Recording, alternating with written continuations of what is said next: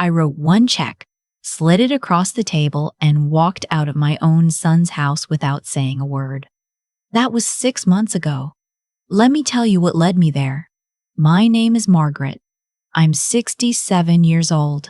I live in a 2-bedroom house in Tucson, Arizona, the same house I've lived in for 31 years, the same house where I raised my son, where I painted the kitchen yellow because he said yellow made him happy, where I stayed up past midnight for 3 years straight finishing my teaching credentials so I could give him a better life after his father left. I retired 4 years ago after 32 years in the classroom. I thought retirement meant mornings with coffee and a book, maybe a garden, maybe finally learning how to quilt properly. I had a whole list. Instead, retirement meant something else entirely. But I'm getting ahead of myself. My son is 41 now. His name is Daniel. He has his father's jaw, and, as it turned out, a few of his father's habits. Not the drinking, thank God, but the particular talent for making you feel like everything you do is slightly not enough. I don't say that to be cruel. I say it because it's true, and I spent too many years pretending it wasn't. He married his wife, Christine, 12 years ago. She's originally from Connecticut, which I only mention because she mentioned it constantly, as though Connecticut were a personality rather than a state. She was organized, efficient, and had very specific opinions about how things should be done, including, eventually, how I should fit into their life. In the beginning, I told myself that was fine. Every family has its rhythms. I would learn hers. Their daughter, my granddaughter Emma, was born 10 years ago. That little girl is the reason I stayed patient as long as I did. She has my mother's eyes and a laugh that fills whatever room she's in. When Emma was small, I drove 40 minutes each way, 3 days a week, to watch her while Christine worked. I didn't ask for gas money. I didn't ask for anything. I brought lunch. I brought crafts. I read to her until she fell asleep, and then I'd sit in the quiet of their living room and feel like I was exactly where I was supposed to be. That was the life I thought I had. I should tell you about the money because you're going to need that context for what comes later. 2 years into my retirement, Daniel called and explained that Christine's catering business, the one she'd started with my initial investment of $12,000, was going through what he called a slow season. He asked if I could cover their mortgage payment just for that month, just to help them stabilize. He said it like it was the most reasonable thing in the world. And because I love my son and wanted to believe in the best version of him, I said yes. That was 4 years ago. I never stopped. What began as 1 month became automatic. I didn't even realize it had become automatic until I sat down one afternoon to balance my own accounts and noticed the same amount leaving my bank on the 14th of every month, like clockwork. I hadn't authorized an automatic transfer. Daniel had set it up using the online access I'd given him one Christmas, when I'd asked him to help me pay a bill while I was recovering from knee surgery. I hadn't thought to remove that access afterward. I trusted him. I sat at my kitchen table looking at that screen for a long time. I didn't call him that day.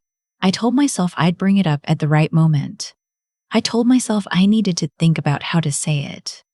The truth is, I was afraid of what he would say back. I was afraid of the particular silence that happened when I raised anything that made Daniel uncomfortable. Not an angry silence, not a fighting silence, but a cold, dismissive one that made me feel like I was being difficult, like I was being ungrateful for the privilege of having a son who let me be useful. I kept paying.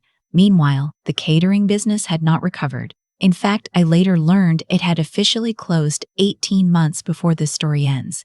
Daniel never mentioned it. The money kept leaving my account on the 14th of every month, and when I finally asked where it was going, he said they'd had some unexpected expenses. He said it with the confidence of someone who had never once considered that I might say no. I had, over the course of 4 years, transferred a little over $47,000 to my son's household. My retirement savings at that point were not what they should have been. But money, I could rationalize. Money, I told myself I could figure out. What I could not rationalize was the afternoon in November that changed everything. It was the Sunday before Thanksgiving. Daniel and Christine hosted every year, which I understood. Their house was bigger. Christine was a better cook, or at least a more complicated one. She had opinions about brine times and heritage turkeys and tablescapes, and I had long since accepted that my contribution to Thanksgiving dinner was to sit where I was put and admire things on cue. That year, I decided to make something. Not because I was trying to take anything over. I want to be clear about that. I made a quilt. I had been working on it since August. It was a double wedding ring pattern in deep blues and greens, Emma's favorite colors. I'd stayed up late on many nights that fall, cutting and pressing and stitching. My fingers had ached. I'd had to take it apart twice because the points weren't matching the way I wanted them to. I am not a fast quilter. I am a careful one. Every seam in that quilt had been made on purpose. I wrapped it in tissue paper and tied it with a ribbon Emma had picked out herself the previous Christmas. I carried it to their house like I was carrying something fragile, which I suppose I was. We'd been at the table about an hour when I brought it out. I said it was an early Christmas gift for Emma.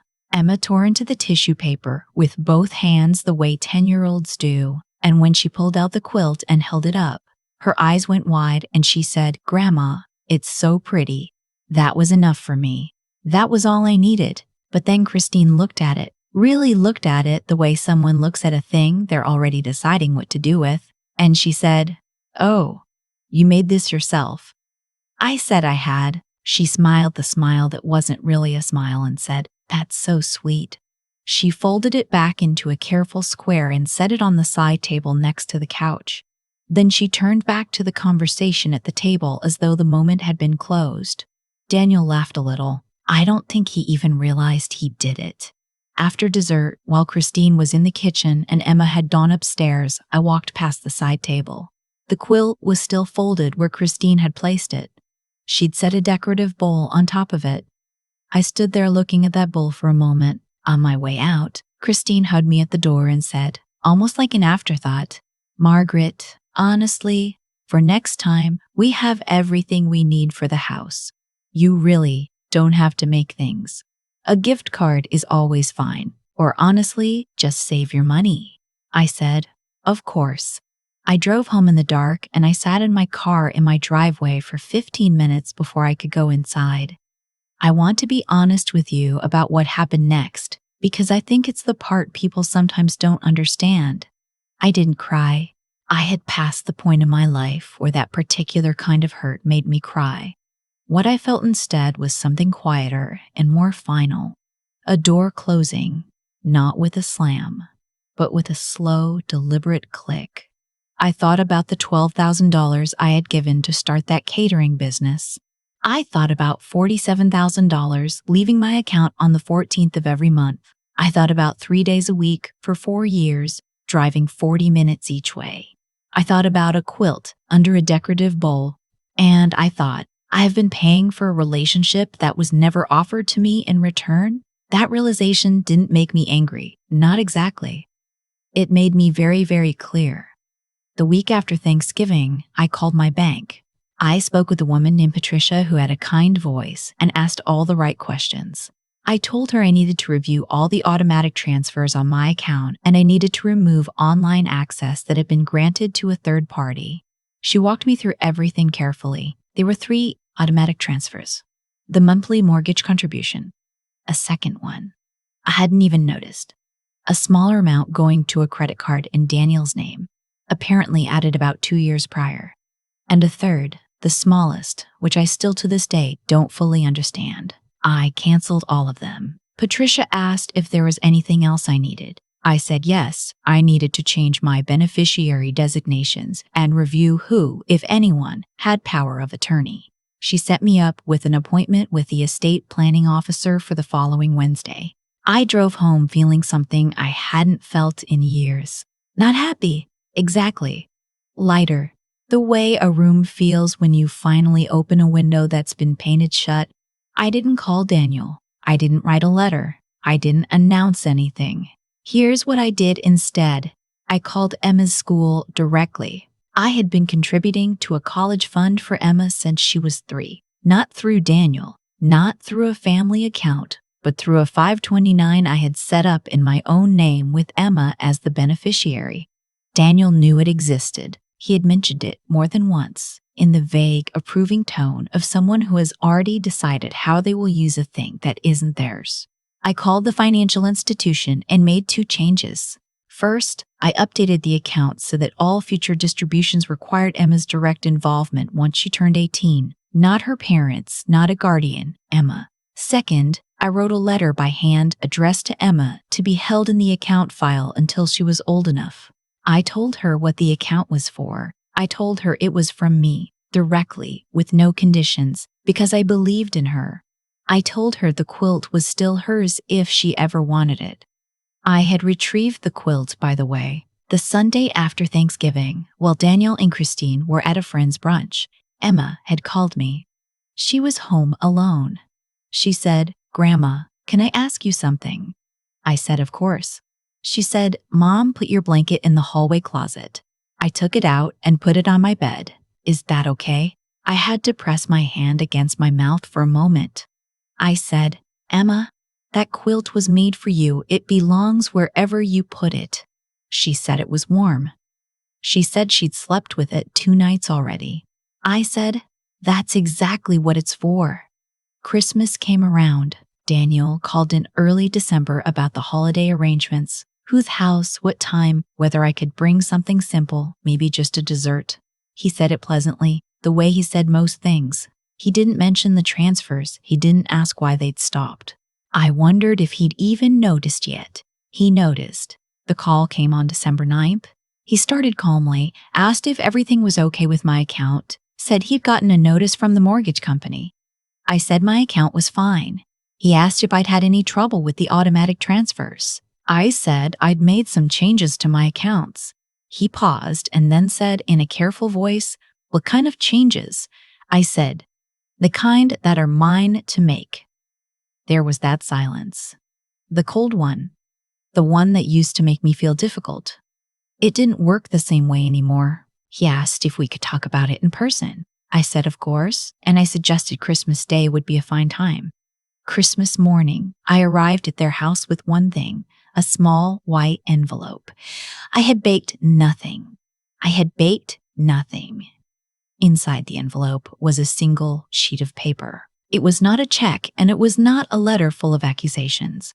It was something much simpler, a document I'd had my attorney prepare, a formal accounting of what I had contributed to their household over the past 4 years, with a note at the bottom that said only this: "This is given freely. It is also finished." I set the envelope on the kitchen counter when I came in. I didn't make a speech. I helped Emma hang a paper ornament she'd made at school. I had a cup of coffee. I watched Daniel pick up the envelope and read it in the kitchen doorway. I watched Christine read it over his shoulder. Neither of them said anything to me directly. Christine set the paper down and walked into the other room. Daniel stood there for a long moment and then said quietly, "Mom, you didn't have to do it like this." I said, "I know." He said, "We would have talked about it." I said, "Daniel, we've been not talking about it for 4 years. He looked at me the way a person looks when they're trying to find the door in a room they thought they understood. I didn't wait for him to find it. I kissed Emma on the top of her head, picked up my coat, and drove home. I want to be honest with you about something because I think you deserve honesty. That night was hard. I sat in my kitchen in the quiet and I thought about all the years. I thought about Danielle at 7 years old asking me to read one more chapter, and at 14 bringing me a dandelion from the backyard like it was serious, and at 23 calling me from his car after a bad day at his first job, not asking for anything, just wanting to hear my voice. I had loved every version of that person. I still loved him. But love is not the same as losing yourself. I have spent most of my adult life arranging myself around other people's needs. The way you rearrange furniture to make a room work, moving myself into corners, making myself smaller, making myself useful. I thought that was what love looked like. I thought if I gave enough, clearly enough, eventually the room would rearrange itself around me too. It doesn't work that way. And knowing that, really knowing it, at 67 years old is both a loss and a relief, so large I don't have the right words for it. In February, Daniel called. Not about money. He called to tell me Emma had asked at dinner why Grandma had seemed sad at Christmas. He said it quietly, and I thought I heard something in his voice that hadn't been there in a long time. Something uncertain, something young. He said, "I think I owe you an apology. I don't know if I know how to do that right yet, but I'm aware that I owe you one." I said, "I know you do." He said, "Can I come over sometime, just to talk?" I said, "Yes." I said Sunday would be fine. I said I would make coffee. When he came, I didn't confront him with a list. I didn't revisit every figure in that accounting document. We sat at my kitchen table and we talked the way we hadn't talked in years. About his father, about what he'd watched me carry, about the ways children absorb things without knowing they're absorbing them. He cried once, briefly, and looked surprised by it. I handed him a napkin. We didn't fix everything that day. That's not how it works. But there was a door that had been closed, and I had my hand on the knob, and that felt like enough. Emma came with him the next Sunday. She was wearing the quilt as a cape, which made me laugh out loud for the first time in months. She said, "Grandma, can you teach me how to make one?" I said, "Go get the chair from the living room and pull it up next to mine." She ran. I don't know what comes next for me and my son. I don't know if Christine and I will ever be warm in the easy way I once hoped for. I know that I have stopped waiting for someone to tell me that what I make with my hands has value. I know that I have stopped arranging myself into corners. I know that Emma has a quilt. And I know that some things, the ones made carefully, the ones made on purpose, the ones that cost you your late nights and your sore fingers and your love, those things last. The rest has to be earned. I've thought a lot about why it took me so long. Not with shame, I'm past that, but with genuine curiosity, the kind you can only afford once you're on the other side of something. The truth is, I didn't stay silent for 4 years because I was weak. I stayed silent because I had convinced myself that generosity without conditions was the highest form of love. And in some ways, I still believe that. But I had confused generosity with disappearance. I had been so focused on giving that I had forgotten to remain a person who expected anything in return. Not gratitude, not grand gestures, just basic acknowledgement that I was there. That is not virtue. That is erasure, and I had been performing it willingly. What changed me wasn't the quilt under the decorative bowl, though that image has stayed with me. What changed me was the moment I sat at my kitchen table, looked at my bank account, and understood that I had allowed something to happen not because I was forced, but because I had chosen, repeatedly, not to stop it. That kind of honesty is uncomfortable. It means you cannot assign all the weight to someone else. It means you look at your own choices clearly and say, I did this too. And then, this is the part that matters, you decide what you do next. What I did next was act quietly, carefully, and without cruelty. I did not call Daniel to announce my anger. I did not write a letter designed to wound. I changed what was mine to change, protected what was mine to protect, and showed up on Christmas morning with the simple, factual truth written on a single page. Not to punish him, to be honest with him, maybe for the first time in years. That is what I have come to believe about how things tend to right themselves in a life, not through explosion or revenge, but through the slow accumulation of honest choices. Every time I said yes when I meant no, I taught the people around me something untrue about who I was. Every time I smiled and folded myself smaller, I confirmed for them that the smaller version was acceptable. The correction had to come from me. It always does. The courage that took, and it did take courage, at 67 years old, to risk the silence and the cold stare and the possibility that my son might not come back, that courage was not something I found all at once. It was built from small decisions. Canceling a transfer, making a phone call, writing a letter by hand to my granddaughter so she would know someday that someone loved her deliberately. Emma has that quilt on her bed. She asked me to teach her how to make one. And when she pulled her chair up next to mine and picked up the fabric with both hands, I thought, this is what lasts. Not the money, not the approval, not the smile that was never really a smile. What lasts is what you make on purpose, with care, for someone who will one day understand what it cost you. I'm still learning to be the person who asks for that understanding in return. But I have started asking. And that, for me, is everything.